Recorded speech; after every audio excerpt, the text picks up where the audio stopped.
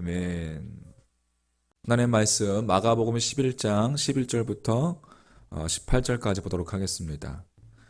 오늘 고난주간 월요일 새벽 하나님의 말씀 마가복음 11장 11절부터 18절까지 이렇게 보도록 하겠습니다. 예수께서 예루살렘에 이르러 성전에 들어가사 모든 것을 둘러보시고 때가 이미 저물매 12 제자를 데리시고 베다니에 나가시니라. 이튿날 그들이 베다니에서 나왔을 때에 예수께서 시장하신지라. 멀리서 잎사귀 있는 한 무화과 나무를 보시고 혹 그 나무에 무엇이 있을까 하여 가셨더니 가서 보신즉 잎사귀 외에 아무것도 없더라. 이는 무화과의 때가 아님이라. 예수께서 나무에게 말씀하여 이르시되 이제부터 영원토록 사람이 내게서 열매를 따먹지 못하리라 하시니 제자들이 이를 듣더라. 그들이 예루살렘에 들어가니라. 예수께서 성전에 들어가사 성전 안에서 매매하는 자들을 내쫓으시며 돈 바꾸는 자들의 상과 비둘기 파는 자들의 의자를 둘러 엎으시며 아무나 물건을 가지고 성전 안으로 지나다님을 허락하지 아니하시고 이에 가르쳐 이르시되 기록된 바 내 집은 만민이 기도하는 집이라 칭함을 받으리라고 하지 아니하였느냐. 너희는 강도의 소굴을 만들었도다 하시매 대제사장들과 서기관들이 듣고 예수를 어떻게 죽일까 하고 꾀하니 이는 무리가 다 그의 교훈을 놀랍게 여김으로 그를 두려워함이로라. 아멘. 자, 어제 주님의 예루살렘 입성은 화려하고 웅장했습니다. 하지만 정작 주님은 그 무리들의 환호를 이제 뒤로 하고 예루살렘 성을 바라보면서 눈물을 흘리셨습니다.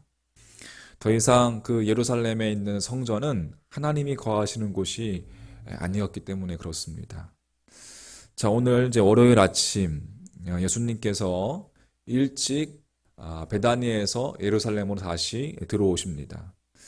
예수님 일행은 멀리서 잎만 무성한 무화과 나무를 발견합니다. 아직 철이 아니어서 아무 열매도 없는 것이었지만 주님은 그 무화과 나무를 저주하시죠. 충격적인 행동을 하셨습니다. 이것에 주님이 주시는 메시지가 무엇일까요? 멀리서 무화과 나무를 보았을 때에 그 나무에 무엇이 있을까 하여 가셨더니 하고 본문은 그렇게 기록하고 있습니다. 13절 말씀에 보면 멀리서 잎사귀 있는 한 무화과 나무를 보시고 혹 그 나무에 무엇이 있을까 하여 가셨더니 무엇이 있는 것처럼 보였지만 가서 봤을 때에 잎사귀 외에 아무것도 없더라 라고 그렇게 이야기하고 있습니다. 이어서 그 이유는 13절 하반절에 보면은 이는 무화과의 때가 아님이라고 성경 그렇게 기록하고 있습니다. 자, 그러면 주님이 과연 무화과의 때가 아니라는 것을 우리 주님이 몰랐을까요? 여러분, 보통 팔레스타인 지역에서는 이 무화과 열매를 1년에 3번 수확하는데 6월, 또 8월, 그리고 12월이라고 합니다. 하지만 주님이 이 열매를 구한 시기는 약 4월 초순 정도였죠. 그러니까 정말로 무화과 열매가 열리는 시기가 아니었던 것입니다. 하지만 원래 무화과는 아니지만 그 열매가 열리기 한 6주 전쯤에 잎사귀가 무성하게 된 후에 작은 열매가 열리는데 여러분 그것을 타크쉬라고 합니다. 주로 이 나그네들이 그 열매를 따먹는다고 해요. 예수님께서 잎사귀가 무성한 무화과 나무에서 이른 아침에 요기를 하시기 위해서 그 타쿠시를 찾은 것은 이해가 됩니다. 그런데 중요한 것은 그 타쿠시가 열리는 그 정도에 따라서 본 무화과의 열매가 얼마나 열릴 수 있는지 측정할 수 있다고 합니다. 그런데 예수님은 열매를 얻을 수 없었기에 그 무화과 나무를 저주하셨어요. 여러분, 이렇게 주님이 저주하신 이유가 무엇일까요? 분명 무화과 나무가 잘못한 것은 없는데 말입니다. 무슨 이야기인가? 풍성한 잎사귀의 모습 때문에 멀리서 봤을 때에 무언가 있는 것처럼, 무언가 열린 것처럼 보인 것에 대해서, 그것에 대해서 주님께서는 문제를 삼으신 것입니다. 그리고 그것을 저주하신 거예요. 다시 말해서 예루살렘 성전을 여러분 강도의 소굴로 만들어 놓고선 너희가 무엇이 있는 것처럼, 화려하게 무엇이 있는 것처럼 포장한 그 바리새인과 대제사장들과 서기관들, 그들을 향한 상징적인 분노였다는 것입니다. 상징적인 분노였다는 것을 우리가 알 수 있는 것이죠. 여러분, 이들은 무엇이 있는 것처럼 성전을 아주 기막히게 지어서 사람들을 미혹했습니다.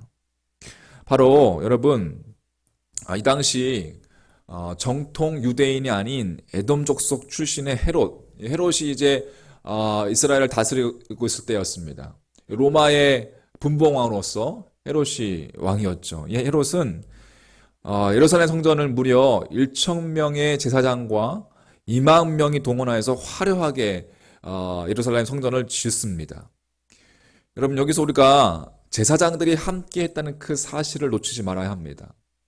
이들 역시 건물의 크기, 또 건물의 그 크기와 과시하는 것, 그것에 그 제사장들도 동의했다는 이야기죠.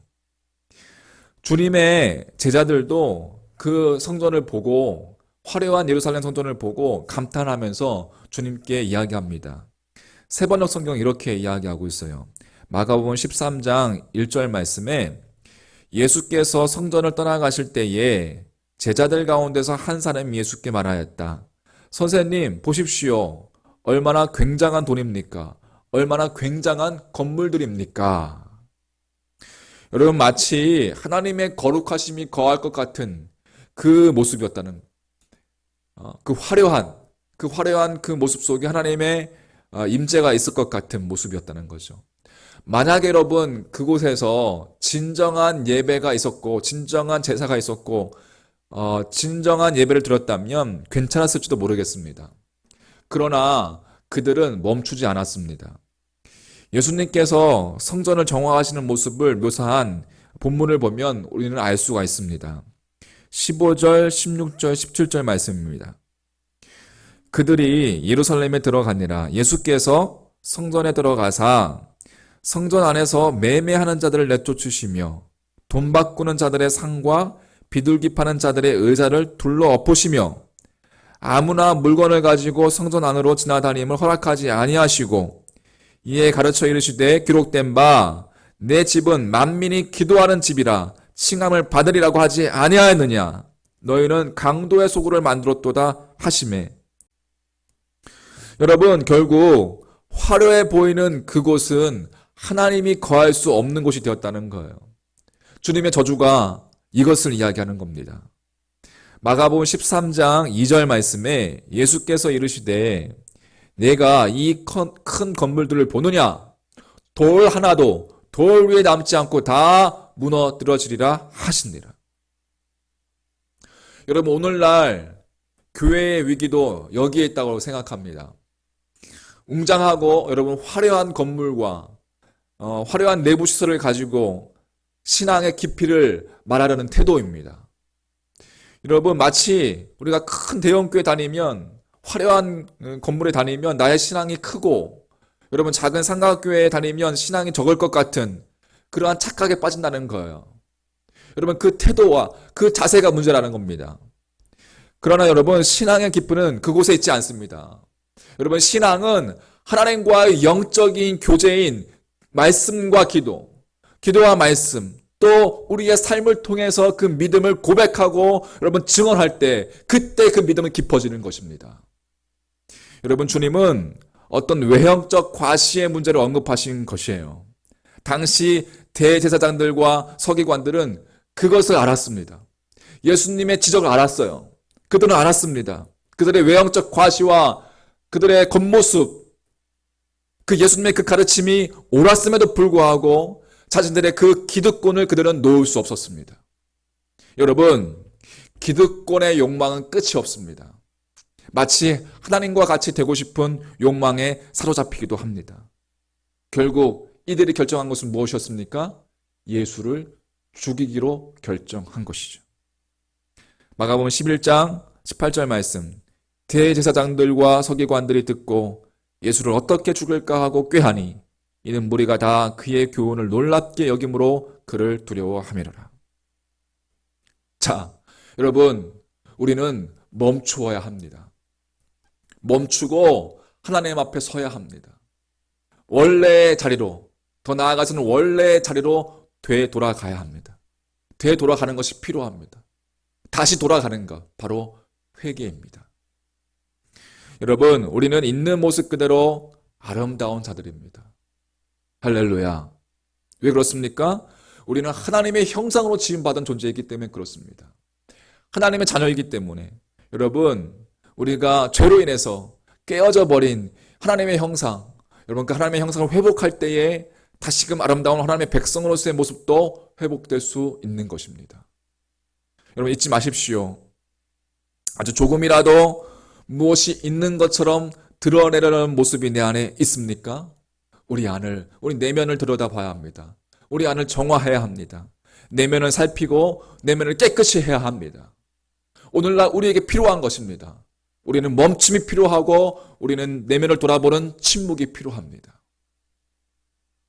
오늘 월요일 성전 정화 사건을 묵상하면서 여러분 잎사귀만 무성한 신앙이 아니라 겉만 문제 없으면 아무런 문제가 없다고 생각하는 신앙이 아니라 하나님과의 진실한 교제, 하나님과의 진실한 기도, 하나님의 말씀 앞에 바르게 서는 모습, 태도, 자세, 이것이 그 무엇보다 여러분 중요하다는 것을 다시금 깨닫는 여러분과 저의 믿음 되기를 주의 이름으로 간절히 축원합니다.